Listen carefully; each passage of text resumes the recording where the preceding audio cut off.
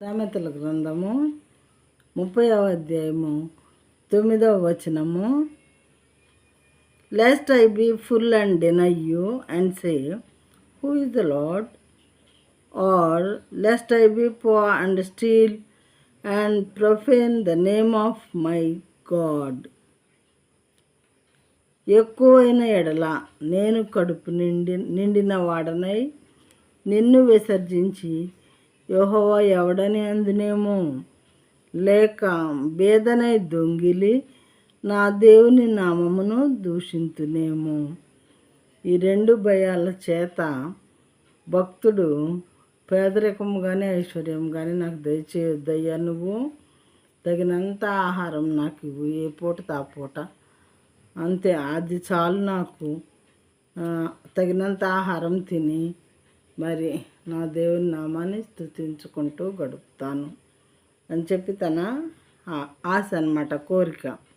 ఇప్పుడేమంటున్నాడు 9వ వచనంలో, ఎక్కువైన ఎడల ఐశ్వర్యం ఒకవేళ మీరు నాకు దయచేస్తే దేవా, మీరు నాకు ఐశ్వర్యాన్ని కానీ ఇస్తే ఫుల్గా తినేసి కడుపు నిండిన వాడనై నిన్ను విసర్జించి యెహోవా ఎవడని అందునేమో. బాగా రిచ్ పర్సన్స్కి దేవుడు మరి ఎక్కువగా గుర్తురారు. ఒకవేళ గుర్తొచ్చినా ఏదో పైన దండం పెట్టుకొని అలా వదిలేసుకుంటారు, కానీ హృదయపూర్వకంగా దేవుని పాదం దగ్గరికి రావటం అరుదు, చాలా అరుదు, రేర్ అన్నమాట. అయితే తిండి ఎక్కువైపోయి, ఆస్తి ఎక్కువై, డబ్బు ఎక్కువై, అంతస్తులు ఎక్కువైపోయి ఎక్కువైన ఎడల నేను కడుపు నిండిన వాడనై నిన్ను విసర్జించి యెహోవా ఎవడని అందునేమో, లేక బేదనై దొంగిలి నా దేవుని నామమును దూషింతునేమో.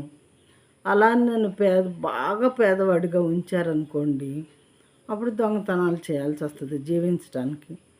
దొంగతనం చేసి నా దేవుడివైన మీ నామాన్ని నేను దూషణ పాలు చేస్తానేమో. కాబట్టి నాకు ఏ విధంగానూ అటు పేదరికము వద్దు, ఇటు ఐశ్వర్యము వద్దయ్యా, తగినంత ఆహారమే నాకు దయచేయి అని భక్తుడు చాలా చక్కని కోరిక, న్యాయవంతమైన కోరిక, రీజనబుల్ డిజైర్ ఇతను కలిగి ఉన్నాడనమాట. దేవుణ్ణి ఎంత చక్కగా అడుగుతున్నాడో చూడండి. మనం ఎప్పుడైనా దేవుని ఇలా అడుక్కున్నామా? అడగలేదా? అయితే ఇతను ఎందుకు అడుగుంటాడు? ఆ విధంగా జీవించడం క్షేమకరమా? లేకపోతే ఎక్కువ ఐశ్వర్యం కలిగి దేవుని కలిగి ఉండకుండా ఐశ్వర్యాన్ని మనకిచ్చినటువంటి దేవుణ్ణి మర్చిపోవటం క్షేమమా? ఏది క్షేమం అనేది మనం ఆలోచించుకోవాలి వాక్యాలు విన్న తర్వాత.